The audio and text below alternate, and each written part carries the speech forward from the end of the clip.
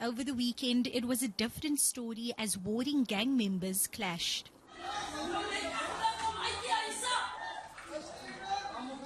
One man was fatally shot and his brother wounded. This incident sparked retaliation in the form of 2 cars being torched, a shack being burnt down, and one person's house being petrol bombed. These violent acts stem from the murder of an alleged gang leader earlier this month.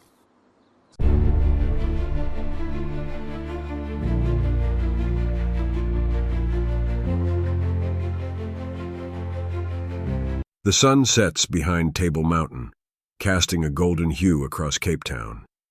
But in the shadows of the city's beauty lies a world drenched in gunfire, blood, and betrayal.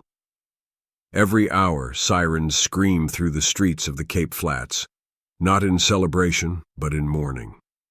Children walk past chalk outlines. Mothers bury sons. Gang lords rise and fall in an endless cycle of revenge. This is not a battlefield in a war-torn nation. This is Cape Town, and this is the front line of South Africa's deadliest gang war. Cape Town's gang problem didn't start overnight. Its roots trace back to the forced removals under apartheid in the 1960s and 70s. Entire communities were uprooted from District 6 and other inner-city neighborhoods and dumped into sprawling, underdeveloped townships on the Cape Flats, a dry, windswept stretch of land southeast of the city. With few jobs, little infrastructure, and no hope, a power vacuum formed. The state stepped out. The gangs stepped in. They began as street-level brotherhoods, small groups of disenfranchised youth seeking identity and protection. But by the 1980s, these groups had evolved into organized criminal syndicates. Names like the Americans, the Hard Livings, the Mongrels, and the Sexy Boys began to dominate the streets. Alliances were forged, then shattered. Bullets replaced fists, and blood became currency. Each gang comes with a name, a code, and a brutal history. The Americans, perhaps the most notorious, mimic U.S. gang culture, borrowing symbols, rituals, and military-style discipline. They're known for their loyalty oaths, coded tattoos, and iron-fisted leadership. The Hard Livings were born in the 1970s under the command of Rashid Staggy and his twin brother Rashad. Their empire grew fast, smuggling drugs, running extortion rackets, and intimidating witnesses. Their reputation, ruthless. The Mongrels, Fancy Boys, 27s, 28s, and countless breakaway cliques all joined the fray, each vying for dominance over Cape Town's most lucrative territories, not for land, but for drug routes, extortion money, and local fear. Drugs are the fuel of the gang machine. At the center of the trade is tik, the local name for crystal meth. Cheap, addictive, and devastating, tik has ruined entire communities. Gangs control supply chains, from imports via the port of Cape Town to local laboratories hidden in townships. The drug trade is industrial. Addicts become runners, schoolchildren become lookouts, and dealers become untouchable kings on streets flooded with desperation. But tik is only part of the story. Heroin, daga, mandrax, all play their role in a network that stretches from the Cape to Mozambique, Nigeria, and even European cartels. Cape Town's gang wars aren't just fought by nameless soldiers on the streets. Behind every turf war, behind every bullet, are men whose names inspire fear, loyalty, and death. One cannot talk about Cape Town gangs without mentioning Rashid Staggy. He rose from poverty to become one of the most feared men in South Africa. Rashid Staggy, the co-founder of the Hard Livings, was more than a gangster. He was a legend, a feared general, and a man who walked into politics, churches, and drug dens with the same authority. He built his empire in the 1980s, balancing brutality with charisma.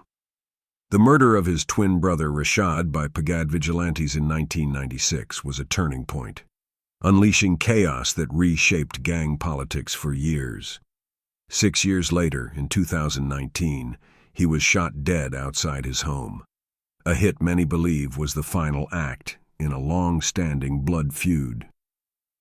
The hard livings, once fractured, roared back into the headlines. Old alliances were rekindled. Enemies marked for death. The streets whispered one name again: Staggy. To many, Nafis Modak is not your typical street gangster. He wears designer suits, walks with bodyguards, and surrounds himself with lawyers. But authorities paint a different picture of a man connected to extortion rackets, nightclub protection syndicates, and gang-linked assassinations. His name first surfaced during the nightclub security takeover, where rival groups vied for dominance over Cape Town's lucrative club scene. Modak's long legal battles, connections to underworld figures, and arrests have kept his name in headlines, especially after being linked to the assassination of top detective Charles Kinnear in 2020. Whether financier or kingpin, his role in the power structure of Cape Town's criminal world is undeniable. Jerome Boyson, known as Donkey, is a heavyweight in the Sexy Boys gang. A former prison warder, Boyson is said to have transitioned from guarding gangsters to allegedly leading them. He has survived multiple assassination attempts, including car bombings and brazen daylight shootings. His presence at crime scenes has become so routine that some in the media refer to him as the Underworld's cat with 9 lives. Donkey's network is not just limited to the Cape Flats. He's been linked to national syndicates, extortion rings, and high-stakes internal gang rivalries, particularly against Modak's faction. Each failed hit on Donkey has sparked fresh waves of retaliatory bloodshed.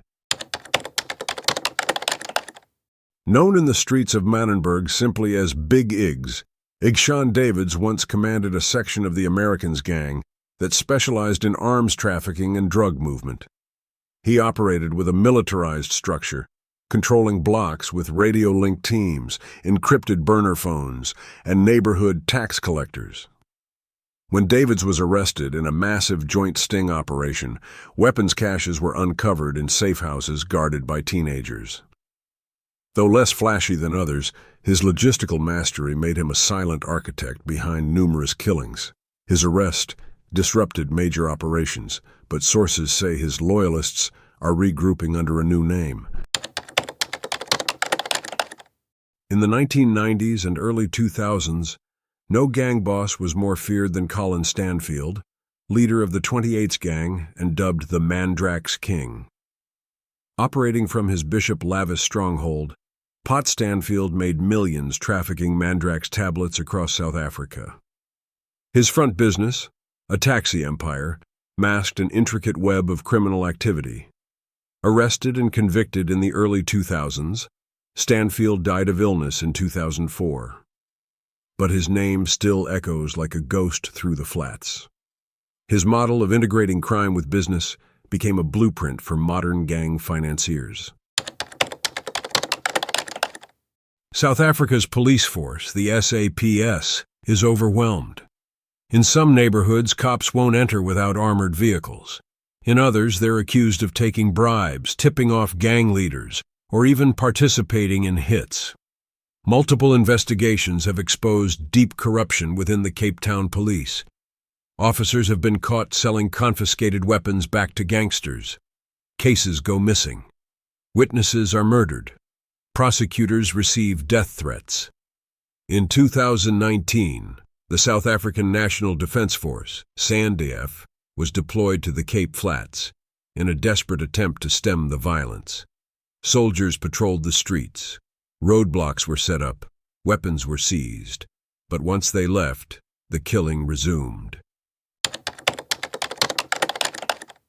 In neighborhoods like Manenberg, Hanover Park, Lavender Hill, and Mitchell's Plain, children grow up hearing more gunshots than bedtime stories.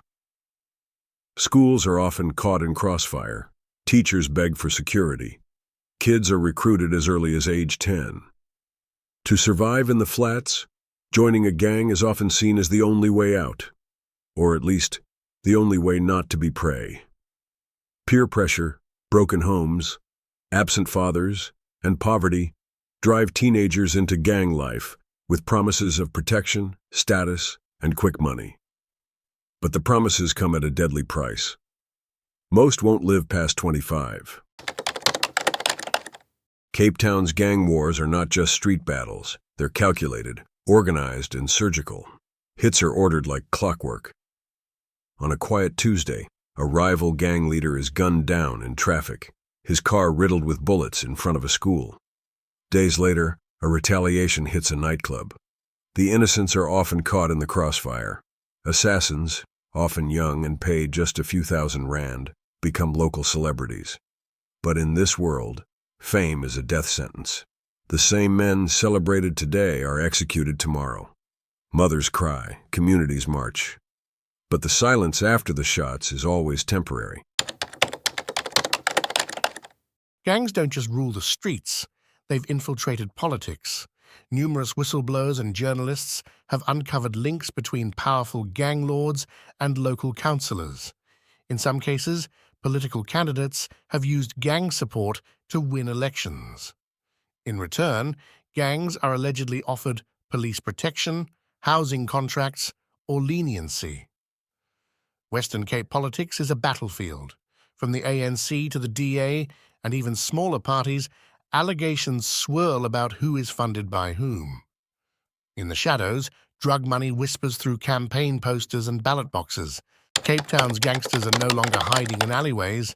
They're on Instagram, flaunting gold chains, guns, and lavish lifestyles.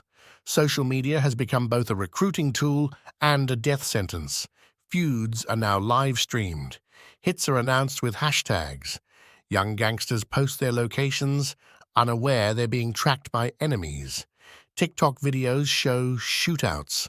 Facebook groups leak police operations. The digital world has blurred the lines between fear and fame. Despite the bloodshed, there are heroes. Local community leaders, ex-gangsters, social workers, and pastors risk their lives to break the cycle.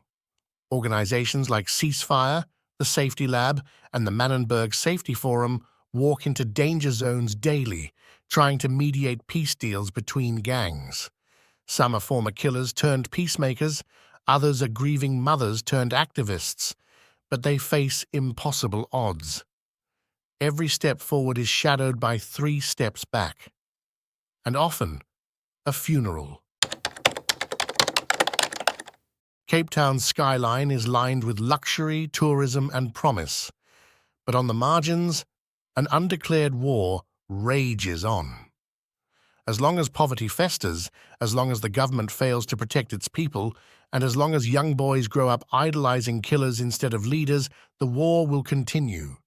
Some say Cape Town is a tale of 2 cities, but in truth, it's a city split by fear, where the only currency is blood and the only certainty is death. The sun rises over Cape Town once more, painting the sky in hues of pink and gold. Tourists sip coffee on the waterfront, but just kilometers away, another mother prepares for her son's funeral. Another gun is loaded. Another name added to the death list. Cape Town's gang wars are not just a crisis. They are a mirror, reflecting the failures of a broken system, the hunger of the streets, and the silent scream of a forgotten generation. Until the bullets stop, this city will remain at war with itself. And the question remains, who will survive the next sunrise?